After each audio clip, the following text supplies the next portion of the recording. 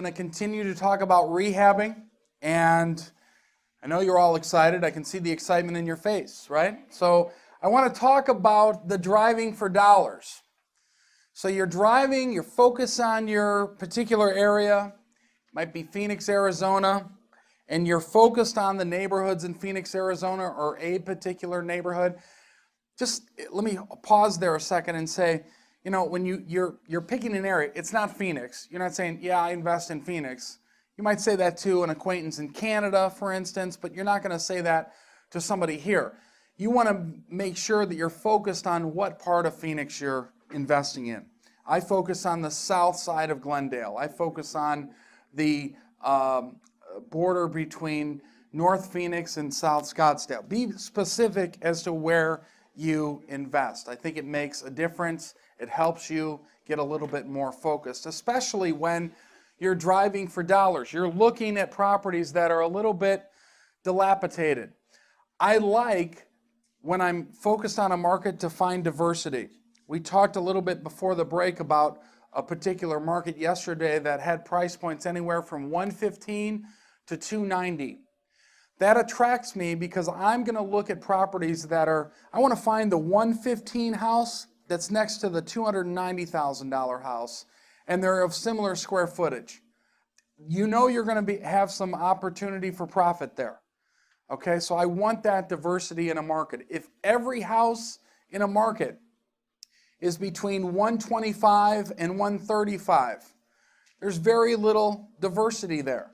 Okay, so I really want to try to find a marketplace that has diversity. It's opposite to what you may think. You might have somebody as a novice investor drive down the street and they may see a house that's, you know, like this next to a house that's beautiful, and they might say, "Oh, I wouldn't invest here. Look at that house. It's next to a beautiful house." That's where you want to be. You want that diversity, okay? Because the beautiful house is the house that you want your subject property to be compared to. Does that make sense? Okay? So I'm looking for that diversity in a particular marketplace. A bird dog's not a bird or a dog, but you might have somebody on the ground here in Phoenix or in somewhere in Florida or in Illinois, wherever it is that you're investing. And you might have somebody that's finding properties for you. It could be another investor. Maybe they can't handle anymore. They've run out of money, or they're already working on a rehab themselves. It could be somebody that works in the industry other than a real estate agent, like maybe another rehabber or another contractor, a plumbing contractor, electrical contractor, things like that. Again, make sure that you can compensate them legally in that state for that activity. Brokers really can find deals. A lot of times I hear some negatives about brokers and agents. Other times I hear positives. I think if you find a good real estate agent, you will realize that they are worth their weight in gold. I would form a relationship with them that will enable you to take advantage of pocket listings, listings that aren't available yet or have not been exposed to the public through the MLS. I think that's really, really important for you. If you're going to focus on an area, align yourself with a broker or agent or more, or two, and focus on the pocket listings. Now, I want to kind of give you 4 hints that are going to help you in working with an agent, okay, or a broker. When I say broker, I'm talking about an agent or broker, okay? So just so that you know.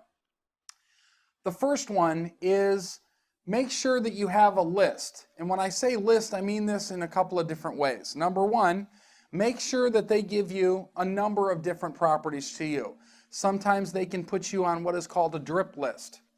So they know your criteria. You're looking for houses in a particular marketplace that have a value between, you know, $115,000 and $290,000, like we talked about yesterday. You want to find all the properties that are coming on the market for sale there, or are already on the market for sale there, that are, say, $150,000 and less. Okay, that's your criteria. So you're going to be getting a drip list monthly or daily or weekly, depending on the frequency, of properties that are coming on the market that are between $115,000 and $150,000. You know, at that price point, you have the availability to do some rehab and still have some equity left in it. Make sense? Okay. Another list is make sure you get them the list of all the criteria that you look for within a marketplace. We just talked about price point, but another one would be to make sure the property needs rehab on it, number one. Or you might go the other way. I only want properties that need light rehab. Painting, lighting, landscaping, cleaning up, as opposed to electrical, plumbing, air conditioning unit, furnace, roof type thing, okay? So make sure that you're giving them the list that you're looking for. I think that goes a long way. Number two, pay. Don't automatically start a conversation with an agent on in the area where they think they're going to get less money when they work for you. I would turn that around. It's okay to talk about commission, but I want you to talk about what your relationship is and what you should be looking for out of the relationship. Let them know that you plan on focusing in that particular market. Let them know that you plan on doing, you're budgeted to do 4 to 6 deals in the next year. Why is that important? Well, if an agent sells 50 deals a year and you're going to do 4 to 6, let's just say, in that market, that's 10% of their business. Even if you did 2 to 3, that's 5% of their business. Make sure that you highlight that. Make sure that you let them know that you're starting a relationship because you're an investor, they're going to be your team member, and you're going to compensate them for that work. Question? Just a statement. We have a realtor in Atlanta who has done a lot of work for us, and we sent her a Christmas card with enough money for a good lunch, and she stepped up her game after that. She was doing a good job for us, but she stepped up her game after that. Pierre's pointing out that they have an agent in Atlanta that they've been working with, and at the holidays they sent a card with enough money to get a good lunch, as you say, and she's really stepped up her game after that. So some of that stuff helps. So I would definitely, if you think that's needed, take that action. Number 3, buy. Make sure that when you're talking to that agent, one of the best ways that you can have an agent work harder for you is when you close on a deal. When you buy a deal and when you close on a deal, okay? Agents want to know that you're real. Agents want to know that you have the availability to close. So make sure that you're sending them proof of funds if they ask for it. Make sure, which could be either a letter from your bank or a bank statement. Make sure, or if you're getting your money from somebody else, that they give you a letter as, you know, maybe an investor, that type of thing. But make sure you prove to them and show them that you have the ability to close. I think that's really important. You'll see them work a little bit harder because of that. And then number 4 here, give. Give your time. Make sure you're giving them all the information that they need to help you out. A lot of times we think that, you know, that's kind of one-sided. They should be, you know, doing everything for us and working for us. I don't think that's the case. Ask them what they need and then give it to them. Hey, well, I really need to get an understanding from you as a buyer what you're looking for. I need to get a proof of funds letter. You know, I need to get some dates on what would be the best time to close from you. Make sure you respond accordingly. Give them what they're looking for. Okay? Questions? I remember Marco mentioned, you know, we were willing to top up commission, et cetera. You said that it may not be legal to give that to the one broker or agent. What if that person is looking to buy from a bank, an REO, or from HUD? Can you then give them, usually that's a flat rate, or there is no listing broker?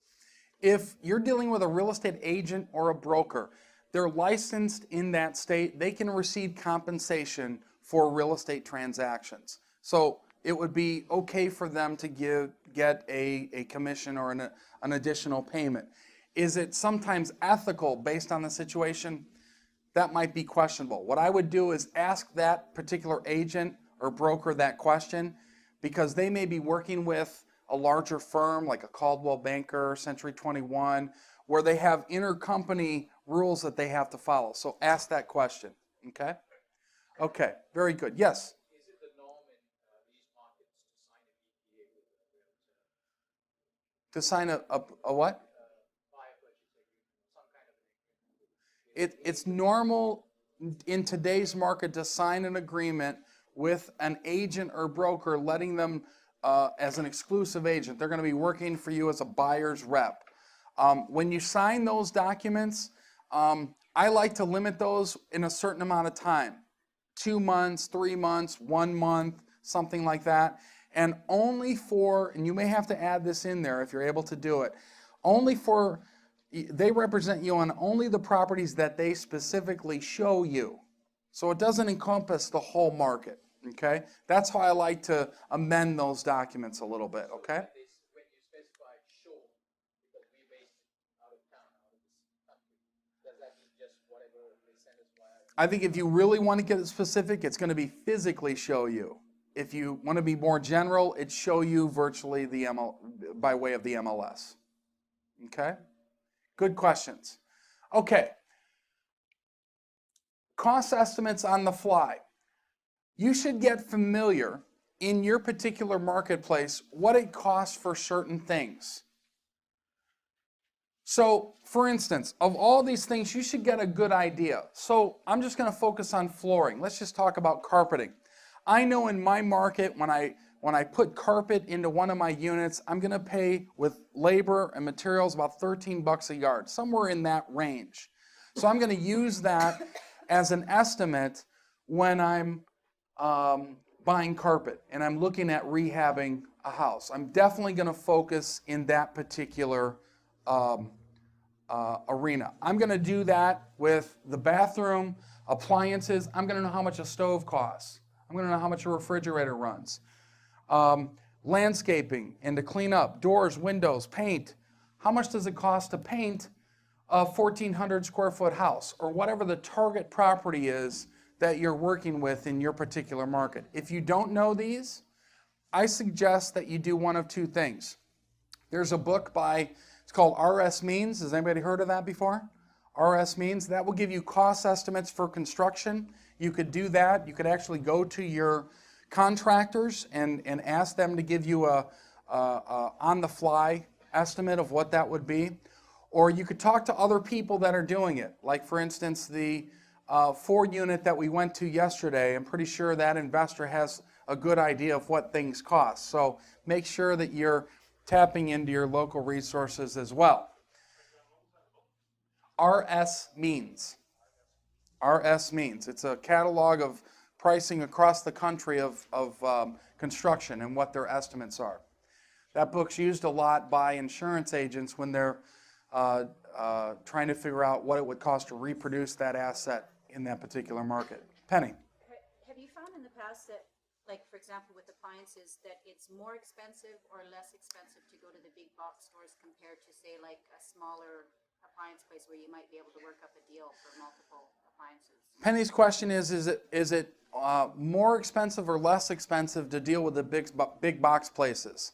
I find that, two answers with that.